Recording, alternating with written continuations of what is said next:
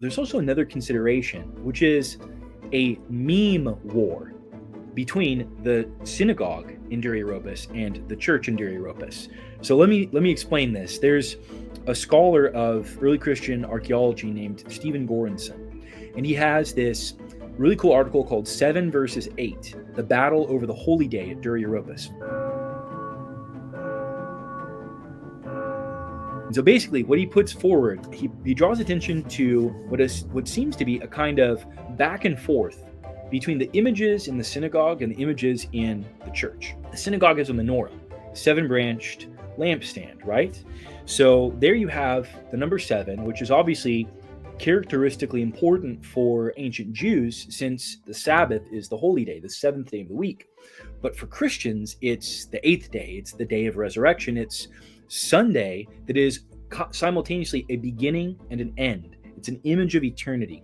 It's the day of resurrection and the ushering into the eternal kingdom. So the number 8 would be significant for early Christians. It's very interesting then to see when King David is portrayed being anointed by the prophet Samuel. In the biblical account, it has David plus 7 brothers, so a total of 8, right? But in Dura Europos, for some reason, there's only 7 sons of Jesse that are portrayed and displayed. You then go over to the house church in Dura Europos, and what you notice is that one of the miracles that is portrayed there is the healing of the paralytic, which distinctively takes place on the Sabbath and is used as a point of contention between Christ and the authorities in Judea. It's very interesting also that that miracle, the healing of the paralytic, is a prototype, much like the raising of Lazarus. It's a prototype and an anticipation of resurrection, because it's a standing up, it's an anastasis. So you go then back over to the synagogue, and one of the strange things that you notice in one of the images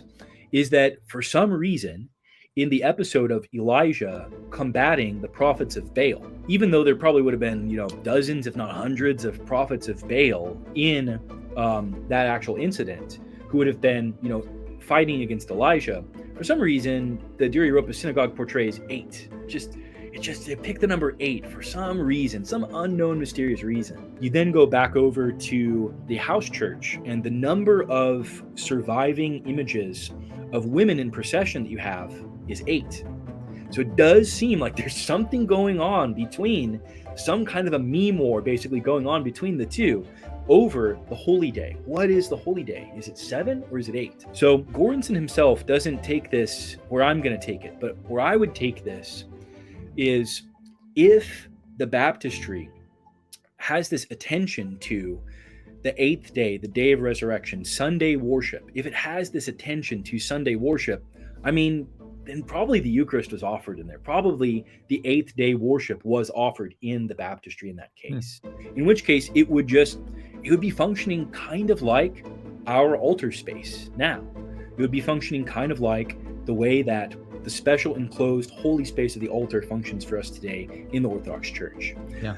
Again, some of this is more on the speculative side, but I don't think that it's implausible. I think it makes a lot of sense. Yeah, it's like it could have happened in the baptistry, or they could have processed out and then communion in like a divine liturgy. Yeah. The meme war is interesting, and that seems really plausible, actually, the back and forth. I've read some other works. I can't remember what some of them were. Maybe Rodney Starks talks about in some of his the early rise of Christianity. I think he talks about there being this relationship between the synagogue and the early church, having this sort of like sometimes quite cordial relationship, and then other times hostile, and then other times maybe just kind of like a meme war, because Jewish Christians were still prevalent in some of these cities for a few centuries.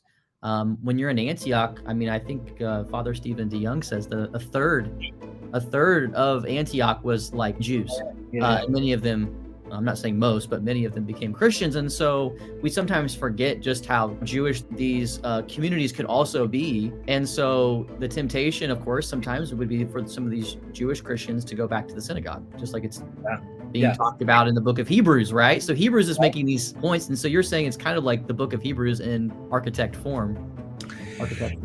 And I wonder then if you could take like the image of David alone fighting Goliath as kind of a way of, you could even kind of bring that into conversation with the synagogue portrayal of only 7 brothers and be like, look, it's pointing out that you missed a guy. Like, it's pointing out that there was an 8th, and that is typologically significant for our understanding of what worship is ultimately supposed to be like. Is it just supposed to be the 7-day worship, or is there the 8th day worship? Yeah, we entered into the new messianic age with the new King David.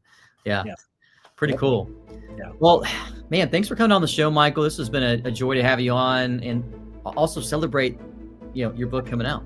Long journey, years in the making. Yeah, it is. Thank you so much for having me on, Kyle. I hope this blesses and benefits everyone who watches. And look forward to more such streams. Now we need to do some kind of like quick archaeology show every once in a while. That'd be fun, just to kind of jump around the world and listen to Michael just talk. Well, guys, don't forget to like, subscribe, share this video with others. This is just such a rich, fun episode. I think a lot of people would get a lot out of it. Thanks for tuning in. Michael, have a blessed day, and we'll see you next time. Thanks for having me on, Kyle. Yeah, Bye. Take care. Bye-bye. The Wise Phone 2, which I currently use as my phone. It's an amazing phone that helps you not doom scroll or be addicted to social media and other vices, because it doesn't have a web browser, but it does function like a phone. You can call, you can text, you can take pictures, you can do videos. It even has apps like Uber and Lyft. You can order food, maps to get around town, all the things that you kind of need in this modern life. While at the same time being able to have a boundary between you and work, or you and distractions. So you can be more present with your family, with your kids, with your spouse, whomever. This has been a very freeing experience for me to have the Wise Phone 2. Again, you can get $40 off through my discount code KING today.